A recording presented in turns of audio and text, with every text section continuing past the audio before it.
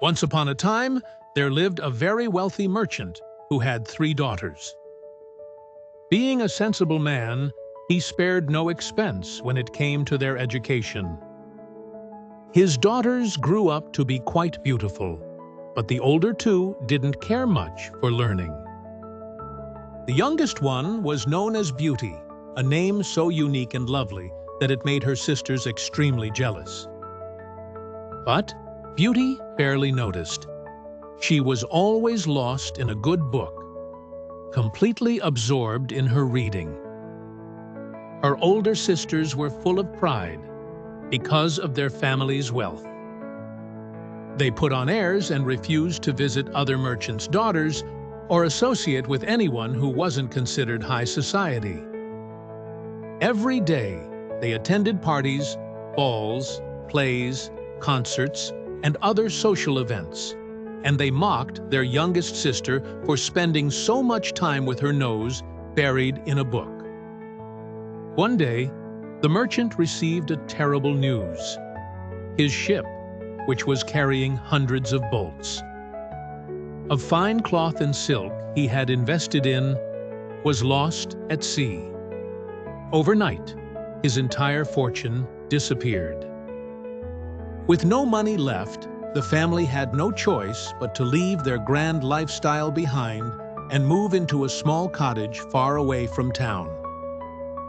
The merchant, with tears in his eyes, told his children that they must live there and earn their living through hard work.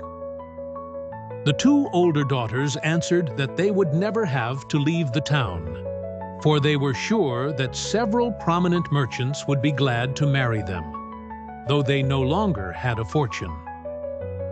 But they were wrong. As soon as their money was gone, their suitors disappeared, as they were not liked. On account of their pride, everybody said, "They do not deserve to be pitied. We are very glad to see their pride humbled.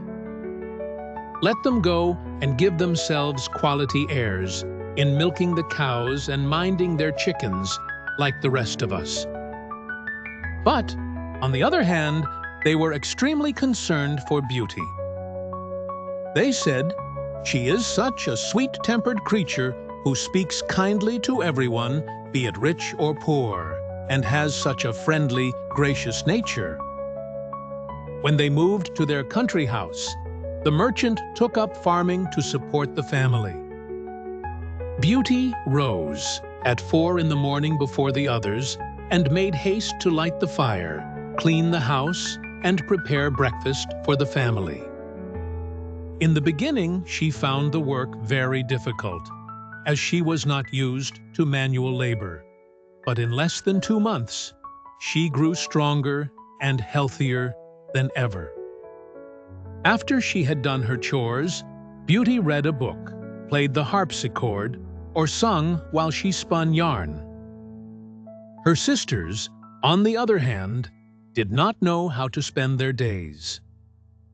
They got up at 10 and did nothing but wandered around the house, complaining about the loss of their fine clothes and acquaintances. "Look at our youngest sister," they talked to each other. "See how well suited she is to a life of menial labor.